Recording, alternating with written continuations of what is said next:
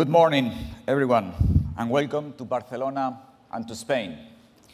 I feel proud and thankful to the GSMA for this invitation to open this session and the Mobile World Congress, the most relevant event in our industry. Today, I would like to share with you just 4 messages. First message, without any doubt, Barcelona is the best place to host this Congress.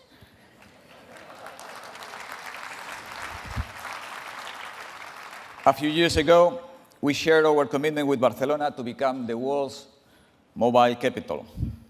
As John Hoffman recently said, Barcelona has art, culture, innovation, gastronomy. It has the best infrastructure. It has a great climate, talent, and one of the best football clubs in the world.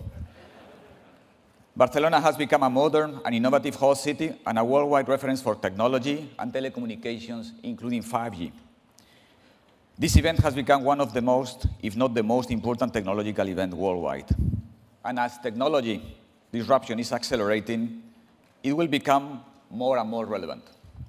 Second message, I would like to stress, the telecom industry deserves recognition. We are not living an era of change, but a change of era. If we look around, we see that the world in which we live is defined by one concept, connectivity. Across the world, economies and societies are being fundamentally transformed by digitalization. For us, the sector, digitalization is the very center of our existence. Developments in genetics, artificial intelligence, blockchain, augmented and virtual reality, robotics, nanotechnology, autonomous car, 3D printing, or biotechnology, to name just a few, are all building and amplifying on each other. All these technologies are helping to disseminate knowledge at unprecedented speed and reach as driving forces of our progress. They are also leading to exponential traffic growth in our industry networks. To give you some figures, in December 2017, Telefónica's networks carried 3.4 exabytes per month. This is equivalent to viewing more than 450 centuries of HD videos second by second. These are impressive numbers and will continue growing exponentially. Far from decelerating, we should expect further technological disruption and digitalization across every sector and industry to be one of the global trends determining the future. Public policy makers must also address all this disruption. It is time to make a complete revision of the norms that have accompanied us in the analog world to guarantee that we can have equal rights and obligations in the digital world. This industry makes huge investments every year and employs millions of professionals. Further investments will be needed in the coming years to achieve a broad rollout of fiber and 5G, despite being a traditionally deflationary industry. This massive effort requires recognition from policymakers and regulators, and this implies changing all approaches that reduce incentives to invest in infrastructure. If we want that the benefits of digitalization are available for all the citizens, a new mindset should be applied. Our vocation is to actively work in the growth and overall developments of the societies in which we operate. However, in order to efficiently make our contribution, we need an investment-friendly framework. It is not about regulating others. It is about having a level playing field.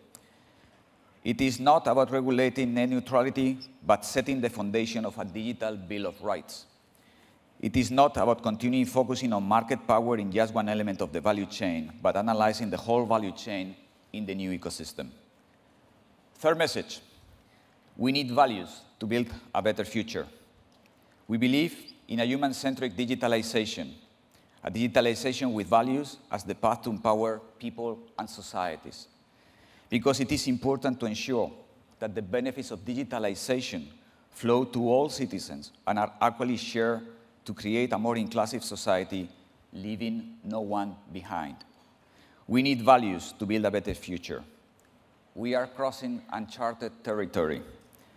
Technology sets ethical debates, particularly around data, privacy, freedom, and machine ethics.